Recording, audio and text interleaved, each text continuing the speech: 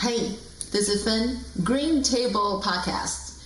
Today it's our honor to have Queena here be with us. Hi, my name's Queena. All right, Queena, why don't you tell us about yourself? I find your background and everything is interesting and inspirational. So, yeah, tell us about yourself. Yeah, so I was born in China and also moved around China a lot with my parents. So originally from Sichuan, where Panda was born too. And yes, and all the good spicy food is from, right? And moved to Shanghai and at 9, and also I just came to LA for school at the age of 15 by myself. It's a fun experience. I know, it's pretty incredible. I moved from Taiwan to US at age 22, and I was already like frightened and scared and everything. And then imagine you moved here at 15 by yourself. Yes.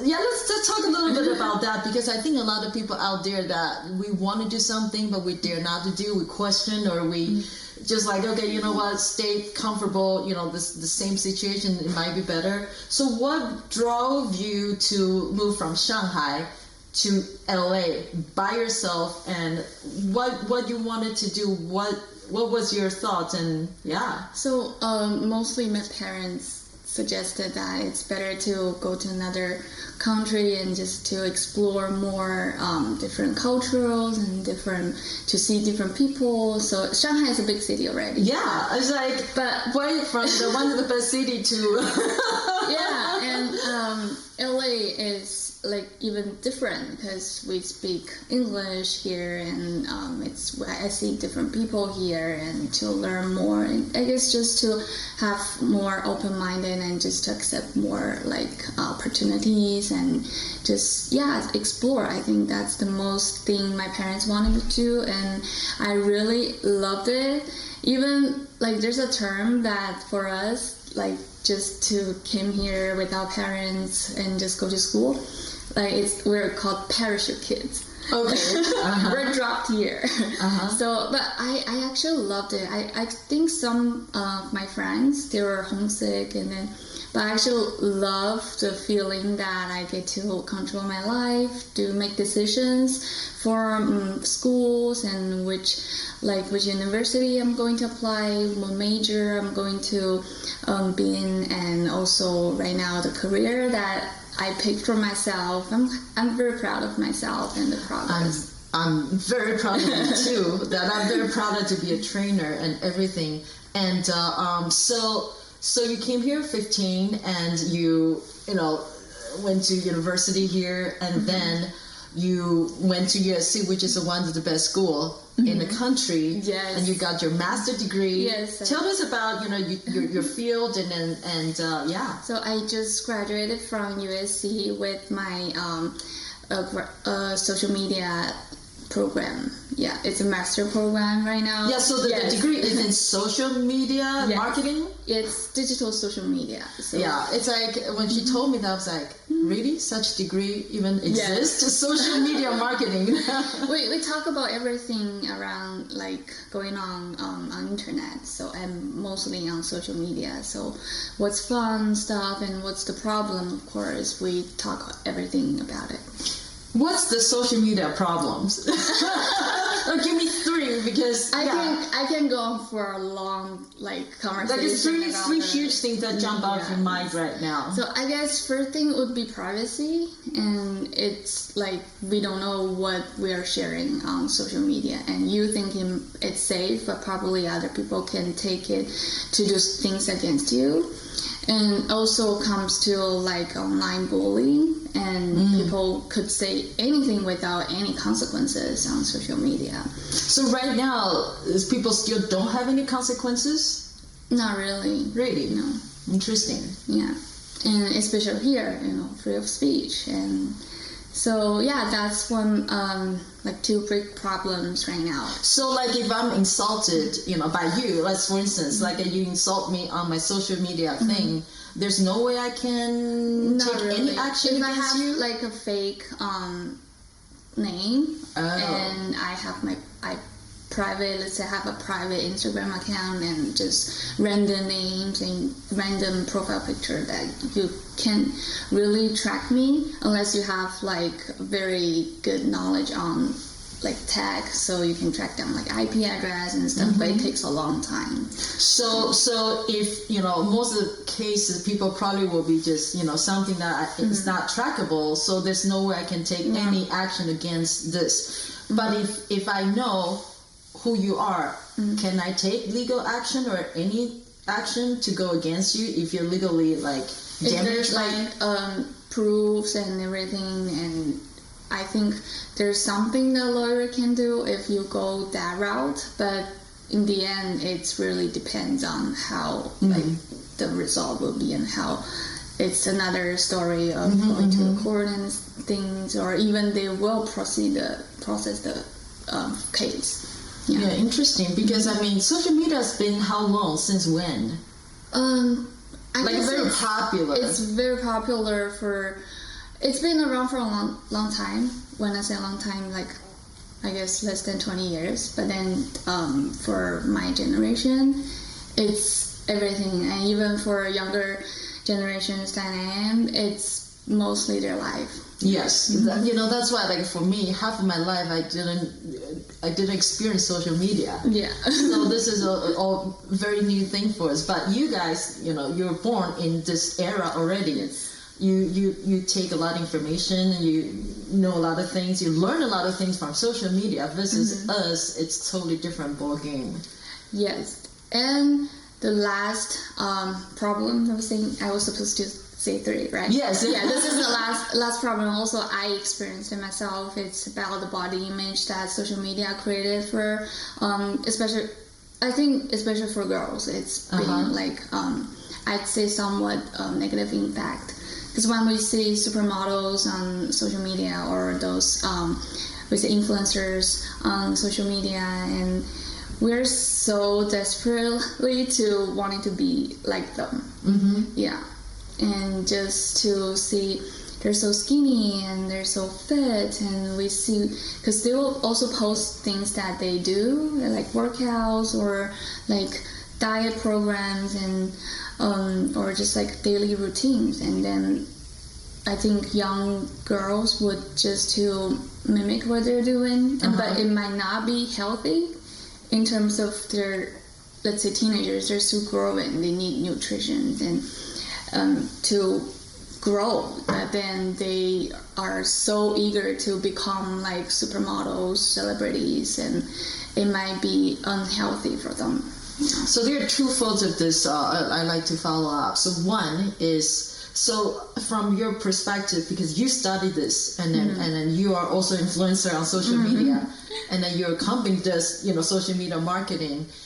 So what is the difference between social media body image versus traditional way, like how I grew up, the paper magazines or that kind of thing? What is the difference? Because before I still saw people, they're super skinny and they're like and I still have that distorted body image versus now it's a different platform. But what is the difference? Right now, I think I see different tracks of like different, I say, perfect bodies. Okay. So we have the usually supermodels, super skinny figure. So that's still in. That's still in, but then also there's another Kim Kardashian figure with the hourglass, like hourglass. Yes. Perfect, right here. Yeah, and people are also looking to that. They feel it's sexy, it's pretty, and they are feed with those, I say, 2 major body shapes, and just to forget. So right now the in body shape still like super skinny and hourglass. What about my body type? Like very muscular, genetically, and very strong. I say that's I think it's some fascinating about social media, because there are groups are also going like working out a lot and trying to build muscle, and just like you, and they are posting on social media that too. So it will influence a group of other like young kids to become like that. So I think that's why social media gets so popular, because it influences people, and it's fast because we see it every day, and we see different things. So it's so easy for us to see this one person and just want to become like that. Yeah. What is like your generation? What is like average time people spend on social media a day? I think it really depends if you are heavy user, because I think I would be one. Okay, yeah, I mean, but you do this for living though, and Yeah. you're also the influencer. So like a heavy user, Yeah. what kind of time we're talking about? I think it really depends. I have friends that spend like 12 to 15 hours on social. 12 to 15 hours on social media. Yes. One thing, Ouch. because they also work like True. for that field, but then they are also consuming for entertainment and just Wow. have fun. Okay, so I think that's a huge difference between my era, you know, like, because how long I can read a magazine or a newspaper or watch TV and to get those, you know, skinny models, you know, Yeah. in front of me versus It's now. like when I love like reading magazines when I was young. No, like 12, 13. I love reading Vogue and other magazines, and you have to buy it every month, and because it only comes out every month. Yes. And I can only buy, let's say there's like 10 magazines out there. I can only buy 10 of them, even like from different Yes, yeah, different publishers and everything. publishers. But now we have social media and information on there. It's endlessly, so I can just browse forever. I think it will continue create new information, and you can't even stop. So it's fair to say that, for instance, because, you know, body image, I mean, actually for male and female, it's Yes. to both, to everybody of us. So it's actually fair to say, because the amount of exposure to those images, you know, for your generation, it's fair to say maybe that distortion rate is even like 10 to 100% more than us, just based on the exposure time. Yes. Right. Yeah, I just recently read an article about how on TikTok, so that's like the trendiest app right now. So there are teenagers already thinking about getting Botox just because the celebrities. Teenage. Yes. For teenage. what? There's no wrinkles there. Just because the figure that celebrities and I guess influencers portray with the, you know, like, for example, no offense, but full lips and then very certain look. Yes, Not okay. yes. They also want to get that because Teenage kids. Yes, like 15-year-old Wow. girls, and they're thinking about that. Yeah. Wow. So that's yes, because at that age, people you know haven't developed a really mature you know mind and a worldly view of their you know everything. So at that time to decide on a plastic you know surgery and things, that's Yeah. Yeah. It just reminded me of when I was 15. I also wanted to go on diet and just be skinny. at 15 years old. Yes. So at that time, I think, how much you weigh at that time, and when you wanted to be on diet? I think like 100 pounds. 100 pounds. Yeah. And you wanted to be on a diet Yes, because you felt you're too fat.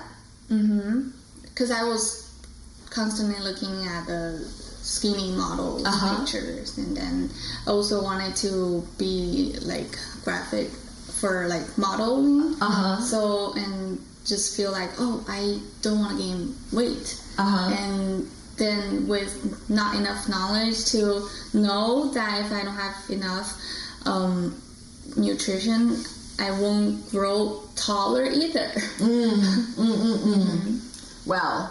So, yes, I think for our generation, we wouldn't think we should be on diet at age 15, but because of social media is so saturated. Yeah.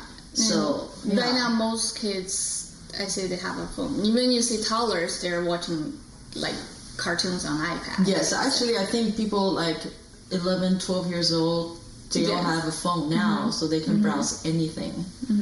Wow. So that's interesting. And so you're talking about, you know, when you're influenced by social media, you know, you want to be skinny, so you want to be on diet, or, you know, if you want 6 packs, you do those, you know, 5 or 10 minutes of fast exercise. Let's talk about that. Yeah, even, you know, I have some knowledge about how our concept of body shape is shaped by social media a lot, and I realized I also like still fall into the traps on social media. Let's say so a couple years ago when I first thinking about working out, and I just go on, you know, YouTube and just to find workout videos, and there's so many videos that I can find, and how do I choose? Of course, the shortest the better, you know. So, interesting. Yeah. So actually, for most of the people, if you want certain exercise, you go on YouTube and you just find some shorter one. That's for me. I'm not sure if it's for everybody, but then for my mindset would be like, okay, just look how they name this video. Like, you get your abs in 10 minutes or some 6 minutes working out, and you have abs. Sure, I'm down to try that. Interesting. Okay, so it's actually how catchy the thing is. Jump out from, you know, the whole list of the thing. Okay, and then so you found some 3-5 minutes ab program on YouTube. Yes, and then I tried for I think I tried for a month, and not every day, but at least 3 to 4 times a day, just to do the program. And it didn't work. So you tried, you know, and determined, committed, and everything. So it didn't work at all. No. Okay. And later on, with more researching and more education, knowledge on bodies and how, like, working out and stuff, I realized that those 10 minutes and 6 minutes are not the only thing that will contribute to your, let's say, 6 packs. 6 packs. So it comes with more like diet plan, and your also like relates to sleeping sometimes, and also let's say stretching. Now I find it's very important too, and yeah, it's all the elements contributing to one thing, like working out. Working out is not just spending 5 minutes or 3 minutes. Yeah, and also it's about physical well-being, and it's not just for the look only. And how are you, and also the amount of time spending on this. Just, I think, I wouldn't say it's impossible, but maybe for me or for some ordinary people spending every day 6 minutes on abs, I'd say it will be difficult to get the look. And think about how those people who posted the video, they already have, I would say, very good body shape already, like they're fit, and that's why it can be misleading for us as audience, and to think, oh, I can get that body in 6 minutes, cause just like that, just like the model, the trainer or whoever is doing the exercising. It's actually very interesting that maybe because I do this for a living, so for me, it's automatic. You know, I understand 3 minutes a day. It's impossible to get people, 6 packs, but actually for a lot of people, because I do this for a living, so I understand. But for the general public out there, they actually don't. No. So they can be misled and go into the program and try it and get very frustrated. You're actually very lucky because actually those app programs I reviewed, most of them are actually very, very bad for your lower back. So you're very lucky you didn't get injury. Yes, and that's another thing I find too, because I did got injured because working out before, but not abs. So and I realized how it's important to get proper instructions and just to make sure that you know your body parts and you connect to your muscle, and then to work. That's something I found out later, of course. But then at that moment, I just do whatever that the video is doing. I just do it.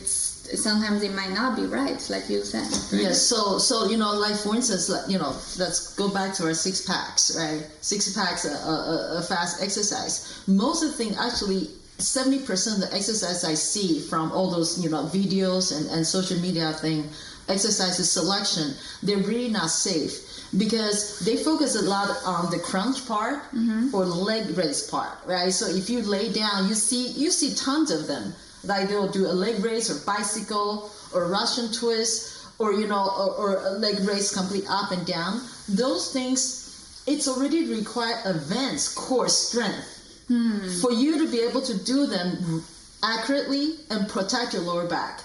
Because your entire core is from your diaphragm down, including your diaphragm, and on top your pelvic floor muscle, including your pelvic floor muscle. So this is the entire thing.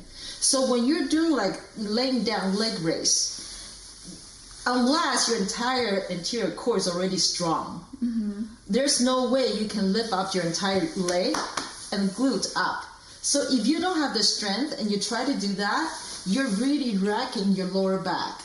So a lot of people actually, first of all, most of the people, you're not at the level to do those leg raise exercises. The trainers, the people you see on those YouTube and Instagram, maybe they are because their core is already very strong, so they can do those exercises. Yeah. But especially not the beginner, not the people you never worked out and then don't even know how to engage your core and start to do those crunches and the leg raises. Yeah, so that can be very dangerous.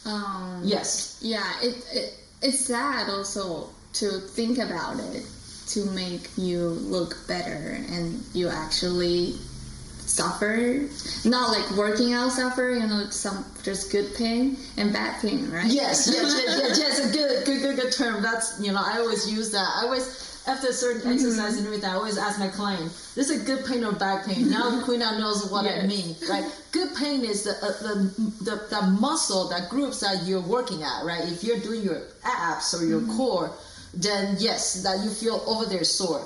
But if you're working your core and you feel your lower back is sore, then that's bad pain. So there's a good pain, there's a bad pain. So bad pain is basically equal to current injury or future injury. And a good pain is, yes, you're working those muscle groups that you want to, like if you're doing bicep curl and you feel your tricep, like it's starting to be tender or overstretched, then that's bad pain. Yes. And then so it is actually, I see this huge danger or problem out there for social media because it's so fast. Yeah. And also just to think about how those trainers, they want to be famous and then they want to attract the most audience viewers that they can get. So they have to name something catchy. They want to get our attention. That's how they gain followers. So because social media has all different kinds of algorithm, and the more you spend on the platform, the more, I guess, exposure that you will get. Yeah, so I see this is crazy, because if you tell people the right message, like I always do, that to take care of your health, it's a full-time job. No one will even look at my social media. It's gonna take a long time, but that's the truth though, because if you want to get 6 packs, you have to backwards. To get 6 packs, you have to have strong core first. Because there's a difference between abs and core. Core, your entire cylinder of the muscle, including your lower back, The entire cylinder of those are core muscles. So you have, external, you have internal, obliques, and everything. There are 20 plus muscles called core. But abs, it's really the superficial front that you like to see people has that 4, 6, 8 packs, right? So to have 6 packs, back step, you need to have strong core. Have strong everything. Yes, have strong core. Backwards, you really need to have a adequate strong body. Right, because there's no way actually you can have strong core without your leg and upper body is semi, activated. So and then so you're talking about entire body, and then backtrack to have a balanced strength of the entire body. You need to have good sleep, you need to have good nutrition, right? You need to. So it's a whole thing, and you cannot just go to the level 10 and say let's have 6 packs. That won't work. Yeah, and it also reminds me of how some other videos or articles would say that lose fat on your legs, but actually when you are working out, it's a whole body thing. You can't just lose that one specific part. But people actually believe in it, right? I believed in it. And you're a intellectual, young lady, but even before you did the research, you fell into those traps. Yeah. You believed in, those things, and you followed and everything. Because without education on your body, I didn't know that everything is connected, and when you lose, let's say lose weight, everything is not just one single part of your body. So when you want to target a place, I know that maybe some exercise can give you more muscle, let's say on legs, but then if you want to lose only your leg weight, like that part, it's kind of difficult, right? Yes. So like before, in my time when we don't have social media, we just read magazines, that at our time, a lot of people will do like 200 crunches before they go to sleep. So they want to have flat abs. But I always tell people, by the time you finish 200 crunches, your body barely just warm up. Nothing is gonna be ready to to trim down, to lose fat, or to increase muscle mass. And then you finish your 200 crunch, and then you're like, I'm done, I'm going to sleep. So that will never work. Yes. So to do those things, you have to warm up your body. You either do a 1 minute or 3 minutes of general cardio. You can run up and down stairs, or you can do jumping jacks, or you can do station run. Once your entire body is activated, then you can go to target those muscles. That will be a lot more effective than you're right. So like probably 3 minutes leg fat loose. Yeah. And then so those won't work. So from because you're a professional here, so how to help general public to get more accurate information and then to help their overall health? I always tell my friends or like my family that do cross-reference research. Yeah, like when I see something and it's very extreme, let's say even just for like news, I will go on and search the keywords and to see if there's other articles or publishers said about the same thing, and then I would know that it's actually happening. And also for coming back from the working out, and I usually would go on and search, just have some basic knowledge about this, like they say, working out and how your body will, like you need, just like you said, you will need to warm up to actually have your body. It's just like preparation to get yourself into the mode of working out. So it knows that, I will start burning fat, or I'm working on my muscles. Let's connect your brain to my muscle part. And I think those are preparations that we need to do just before we dive into the exercises. Yeah. So cross-reference and Do enough research and just to have the knowledge to do things. so I should do a social media on the social media workout myth. Yes, totally. I love reading those, and also I learn lots of things from the social media myth or workout myth or diet myth. You know, I love reading those. I just can't. I think there's like so many diet myths that people would. Yeah, talk about that, because when you're 15, you already weighed 100 pounds and you already wanted to be on a diet. So talk about your experience at those diet, thing, and what happened to you, and how did you find out? And So initially, I just realized I feel like I should eat less, and then so I can lose weight. Like so, just calorie restriction. Just cut calorie down. restrictions, and then but like I said, I realized I'm not growing any taller. Not sure if it's genetic, but but I do notice that it can be like one of the results, because I was not eating a lot. I spend my lunch money on snacks only, not like proper meal. So yeah, and then I just stopped growing taller. So you haven't grown since 15? Since 15, but actually since I started working out, I kind of grow. Yay! Awesome. Yeah. That's good.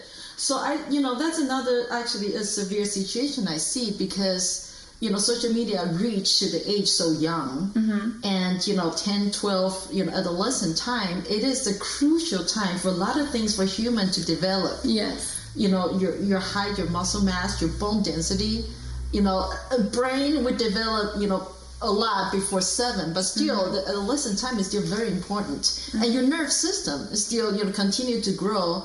And for that time, that window, if you have calorie or nutrition restriction, that is very detrimental for the person's entire life's health and well-being.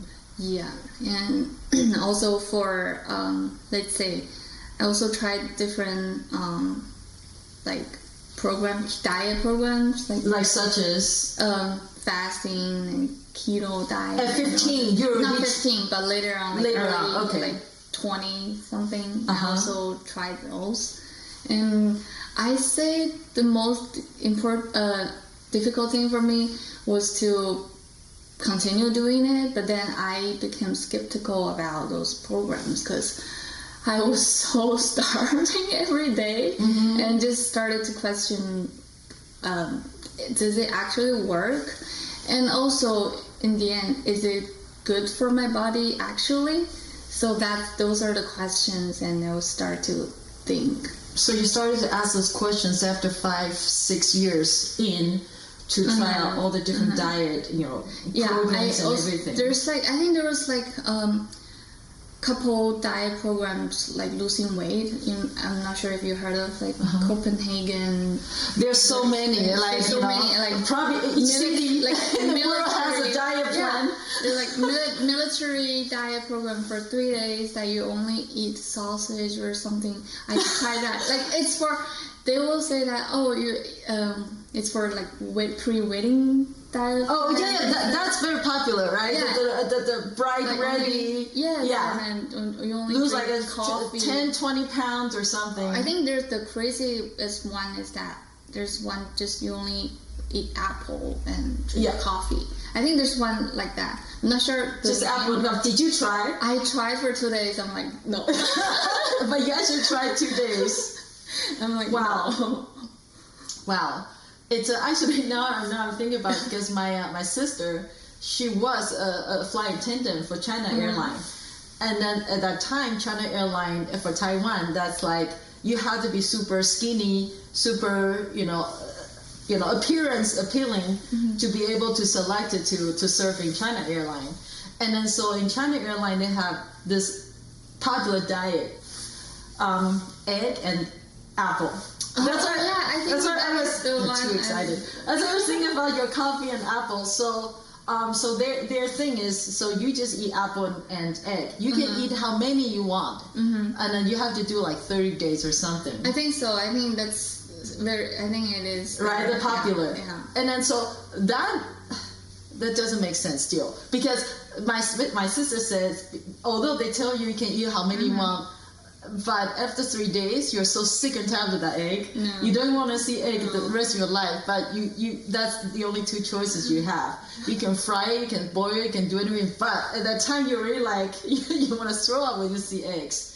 But my sister actually did 2 rounds of those. Wow. Because they need to be skinny, to be a China airline attendant. So actually, I think each time she did like at least 3 to 4 weeks, and she would lose, because afterwards she became an engineer and worked a very high stressful job. But the second time she did it, she wasn't a flight attendant anymore. But she did it. She lost 30 pounds in 1 month. But her blood pressure was up, and everything was just all the biomarkers was just not good. But okay, the apple and egg at least. When you say 30 pounds, it's really tempting.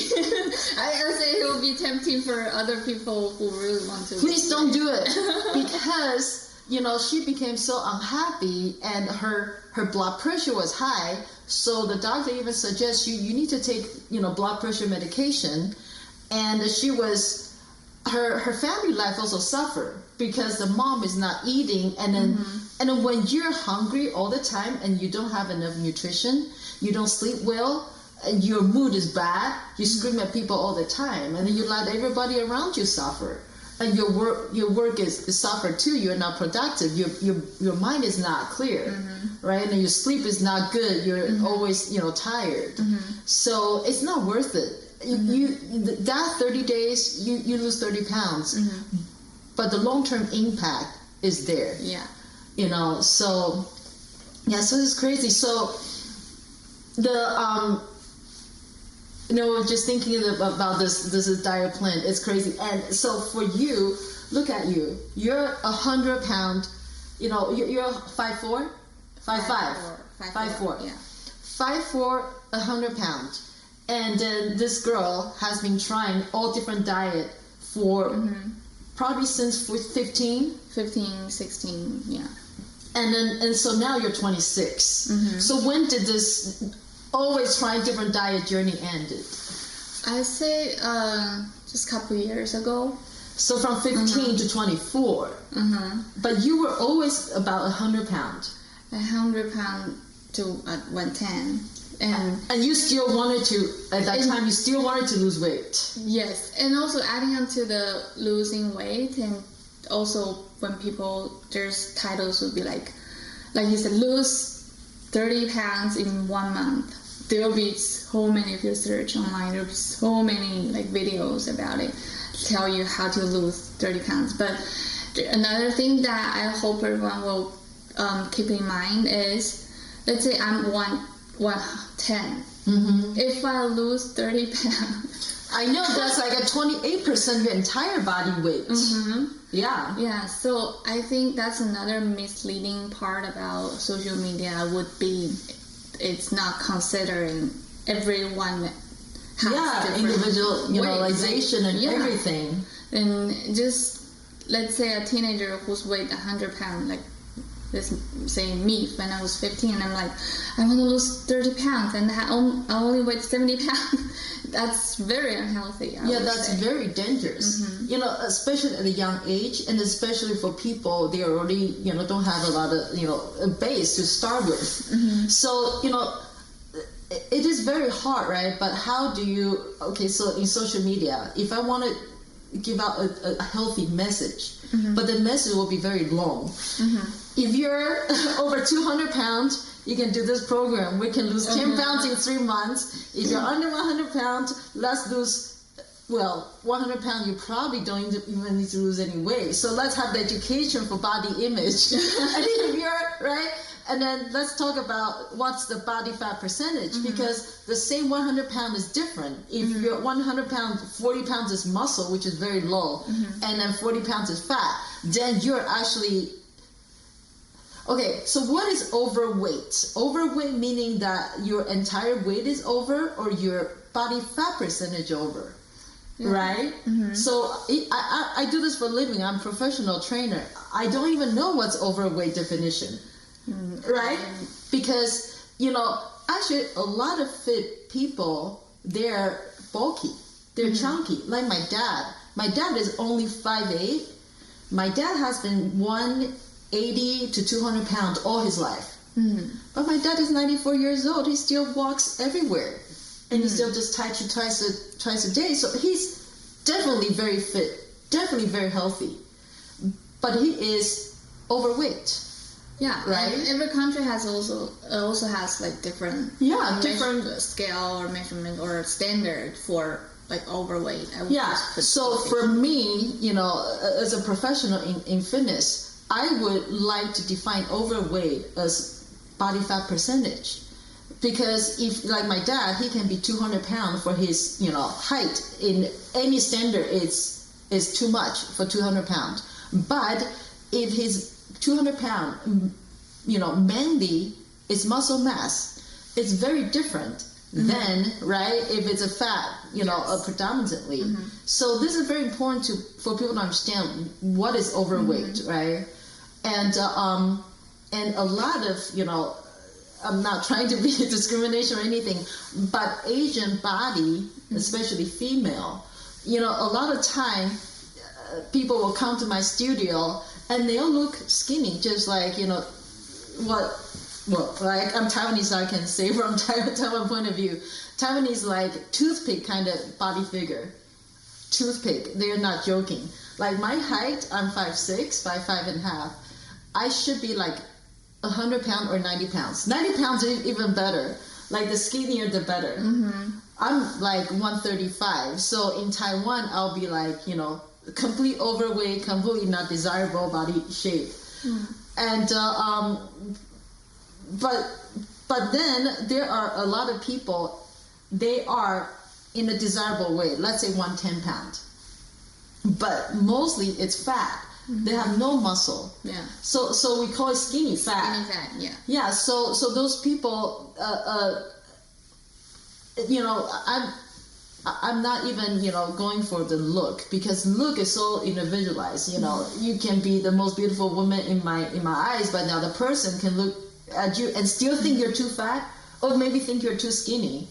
So the beauty is on beholder. So that's, don't talk about that. I'm just purely talking about from the health point of view. For skinny fat population, you can dress accordingly to make your appearance look as your own desire. But when you take off your jacket and stuff, the skinny fat client, which I've seen, the main fat deposit is all on your tummy. So it's very easy to hide. You can wear a little bit, glass shaped, dress or anything. But then the tummy fat is pretty major. But the visceral fat is the fat that really gonna, damage your health. Right, so all the chronic diseases, your diabetes, your sugar level, your hypertension, your heart problem, your COPD, a lot of them, most of them, is really related from your visceral fat, not subcutaneous fat, which is the fat under your skin. They don't really affect your health that much versus your visceral fat. So skinny fat is actually, it's very, very detrimental to your health. So if you ask me which one is healthier for a person's health, skinny fat or chunky, overall weight is more, but you got more muscle mass, it's actually skinny fat is less healthy than the chunkier people. So so people really have to understand what is overweight, right? So my definition, body fat percentage. it's very important to stay a proportional a body composition between your muscle and your fat, and most important is actually the water. That's a thing. But when social media, going through those messages, who talk about your body water? No one talk about your body fat percentage. So it's really the whole thing is misleading. So talk about the so for most of the people, it's easy just go on the scale so you know your weight, and it's harder for people to understand your body fat percentage. However, because body fat percentage is so important, so simple idea. So for people out there, you can measure what's your body fat percentage. There are a lot of impedance device you can do. Most of the digital weight scale today actually build that in, so they not only tell your weight, but they also tell your body fat, right? So I think a lot of people, you've seen it, they give you two numbers. They're not really, really, really accurate, but at least that give you some baseline. So that's one way. And another way, there is...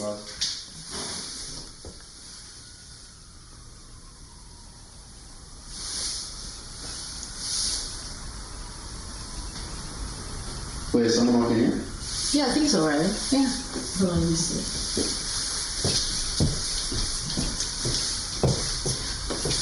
Do you need to walk out? Yeah. Okay. Yeah, so we need to wait. Okay, no, it's fine. Okay. How much more? Like 10 minutes? Yeah, like 10 minutes. We're at like the 10-minute mark. Okay. Perfect. Yeah, 10, 12. I think 12 is fine. Okay. This conversation is really good though.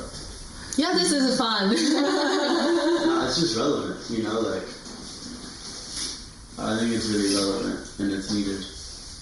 Yeah, and then you're perfect because you study this and you're also a person in. So from in and out, both point of view, it's really good. The dietary topic was actually super relevant. Like the one with the apple and the coffee. I heard a lot of actors do that. Yeah. I have friends who are actors and they do that. Like With the apple and coffee. Apple and coffee. There's a crazier one. It's apple, coffee, and cigarettes. Ouch. Yeah, so, That's like a poison plus poison. yeah, so it's apple, coffee, and And people really do that. yeah, and they there's like an actor who did that.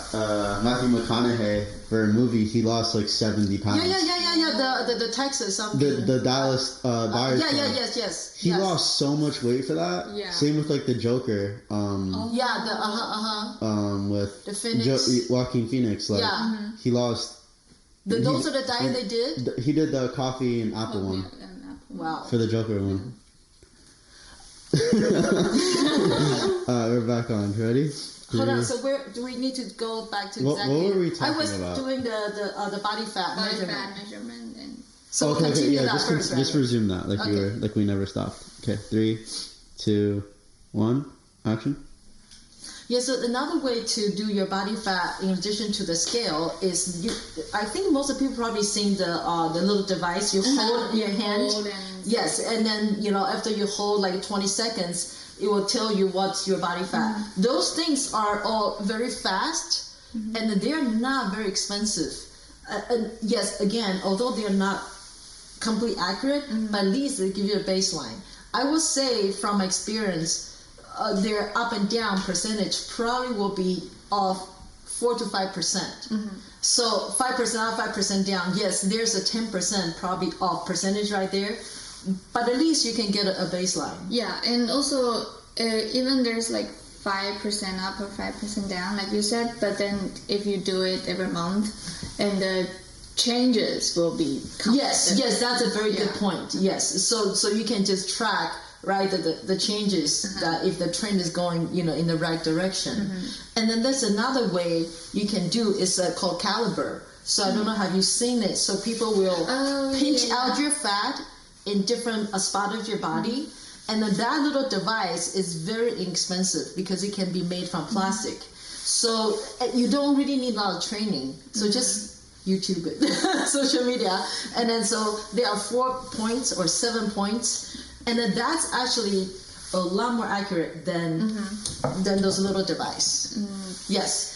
I personally think it's complicated. Oh, really? Yeah, I am more like linked to the easy. Okay. Yeah, so I think most of the listeners out there also prefer just the easy way, right?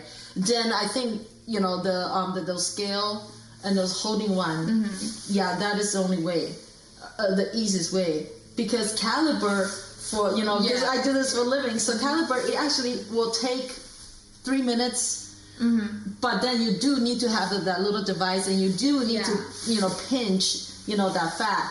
So if that's already too much work, then let's stay with those impedance device. And of course, the most accurate ways to do your body fat is water tank.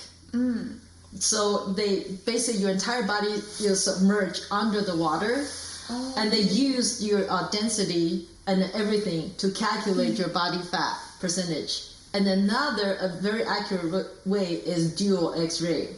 So they really put in the X-ray to your body, but so you have to do that in medical setting. I see, yes. Yeah. And then also they can really determine your body fat percentage. Body fat percentage really, we just need to determine how much muscle mass, how many pounds or kilogram you have in your body versus how much fat in your body.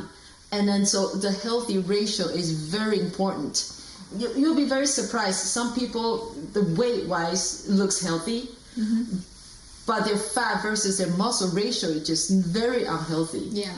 And that still will drag you down your quality of life, because you will get injured very easily because you don't have muscle mass, and you carry a different fat, more in the wrong spot, so that you can fall and you can have a lot of damages happen to you. Yeah, I didn't know that before, like about skinny fat and everything. Yeah, until later on, I just know more about it. How and like there are different kinds of measurements to say. I think healthy, it's more of like a word to describe our bodies instead of being skinny or being fat, or you're like. There's terms like mid-sized girls. I'm not sure if mid-sized.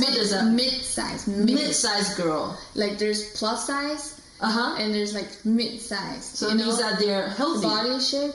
But it's just like terms to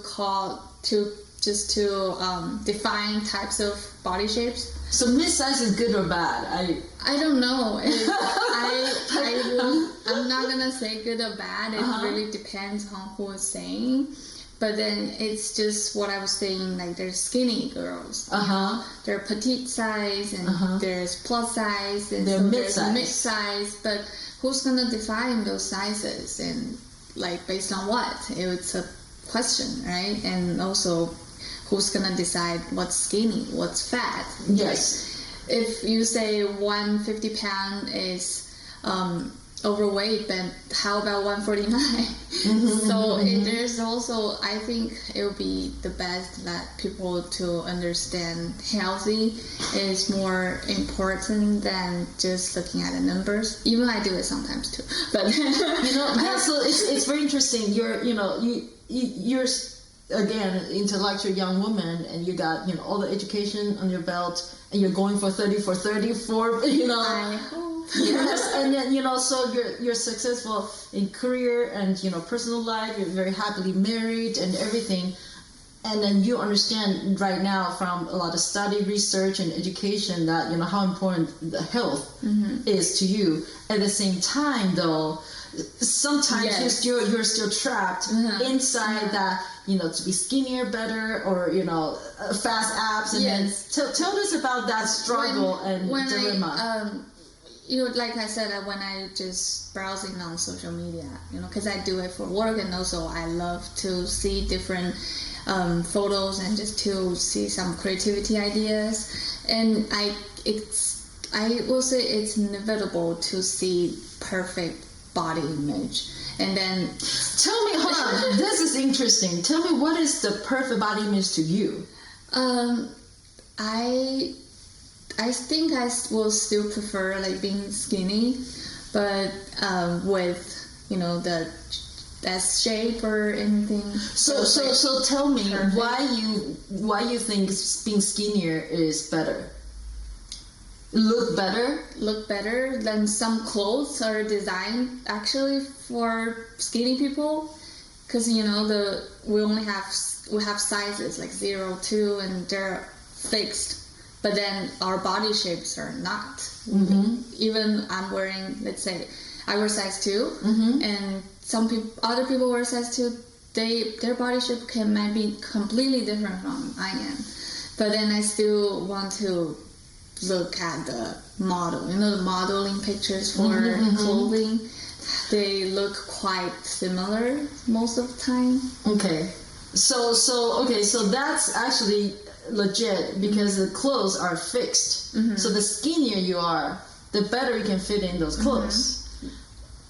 Okay, so that I understand. Yeah. And then, but for you still, right now, even now, you understand how this is the most important thing. Let's say I love one of the clothes, and then on the model how it looks, and they're so tall and skinny and they look perfect, and when after I bought it and I tried it on and just feel like, oh, this is a little bit tight or anything, I will start going back to my old habit of thinking about, I want to lose weight, I want to be skinny so I can fit, I can look better. And also, when we take photos for the cameras, it will make your body look, I would say, bigger.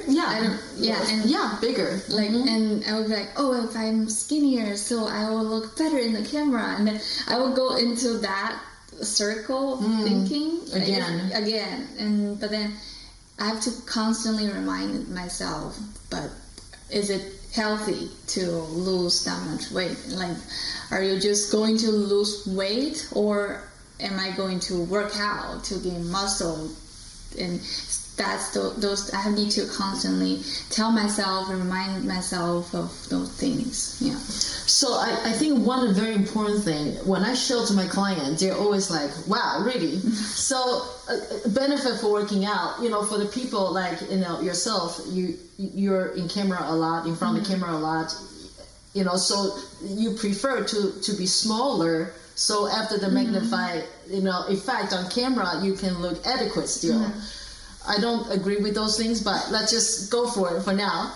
And so muscle, the size-wise, right? Because we're talking about size in front of the camera. Muscle is only 1/5, 20% of the fat volume. So you can weigh the same, but if you have more muscle mass, your size is this, versus if this thing is all fat, your size in front of camera will be 5 times more. So I don't have the fat and the muscle, the actual thing in front of you, but you can Google it. So a pound of muscle and a pound of fat, it's like 5 times more volume. So you can still weigh 100 pounds, but if you increase more muscle mass, you can look even smaller. So don't lose any weight. But for the people, let's say if you're 150 pounds and you feel like you want to look smaller, you can still, and a lot of people actually out there think that they will never be able to lose weight. They can only lose weight if they only drink water or if they only drink air. A lot of people tell me that. So if your goal, one of the goal is to look smaller or look fitter or fitting more clothes, you can weigh the same thing. But if you work out more, transfer those weight to muscle, your body gonna look so much more impact, and you look smaller.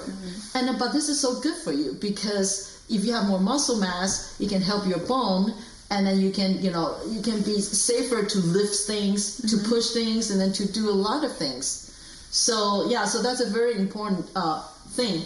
So I still think you should gain 5 pounds, but if you just gain muscle mass, you won't look a lot bigger, because muscle is so compacted in our body. That's something I'm also trying to remind myself of that. And plus, on social media, Photoshop, we sometimes forget that those celebrities or supermodels, they're still human. So the pictures we see might be altered like many times already. I would say maybe 100% are altered, right? Yeah, those are the things that sometimes I need to consciously tell myself. Otherwise, I will forget. I will just be like, "Oh, why are they born like that? Like so perfect?" And they just have very good editor. Yeah. Well, it's very interesting. But I was there too before, right? When I first started social media 4 years ago, I lost my happy weight is about 132 to 134. And I always tell myself that I have big frame. My bone weighs more, but now it doesn't matter now. But I trimmed myself down from 132 to I became 122 to 126. But my period completely stopped, and my sleep started to suffer, and I looked super ripped. But now looking back, I don't think I look better. I can count my all 8 packs on my abs, and I can count my bicep, tricep. I look like an anatomy thing, in front of the camera. But I feel like my smile is dry, and I feel like I wasn't really happy. Now I feel I wasn't happy back then because the energy level. Yeah, and I was grumpy all the time because your hormones suddenly, change so much. And then so when you don't have enough fat, your sleep suffer. When you're chronically fatigued, you're grumpy all the time. And then so your work is not good, and you're not happy and everything. So now I'm back to about 135, and I feel, there's sometimes, like I feel like, okay, my pants have some fat, tuck out and everything, but it's real me, and I gain my entire hormone back. I have regularly, once a month period again, and then like at that time when I had a perimenopausal, my feet grew half a size to one size bigger. Oh. It's very weird. When female goes through menopause, it's a lot of changes in you. Like you lose hair, your skin starts to become very dry, and like my feet size, right, increase almost a one size bigger. It's just weird. And then now I gained everything back. My feet actually shrunk back to my 7.5 size. Oh wow! I know, it's wild. That's fascinating. It's wild. And so but I'm so much happier. But yes, so those weight loss impact is really long term. Because I do this for a living, so I and I'm older, so I can catch myself. But please, for you and for everybody out there, cross reference. Please be more knowledgeable, and please do the right things. Long term, you only got one body, one health. Once you damage it, it's very hard to reverse. Like those diet, like your apple and coffee. Thank God you only did 2 days. For the people, they do for, like my sister, her apple and egg. That's a lot better than apple and coffee because at least there's protein in it, right? But still, she's 53. And then she suffers a lot of different things. She, never had good energy, and then she's always, very sure with her daughter and everything. Those impact is just not worth it. All right. Final words to encourage our audience out there. So, like my parents said, healthy and happy are the most important things in your world. Yeah, that's what I want to say. That's great. So you're gonna live up to that too, right? When you're trapped, just like all of us, we all do. We're gonna remind ourselves, looking at the bigger picture, happiness and health. Yes, are the most important thing. Thank you, Queena, so much for sharing such great information. And we'll see you again next time.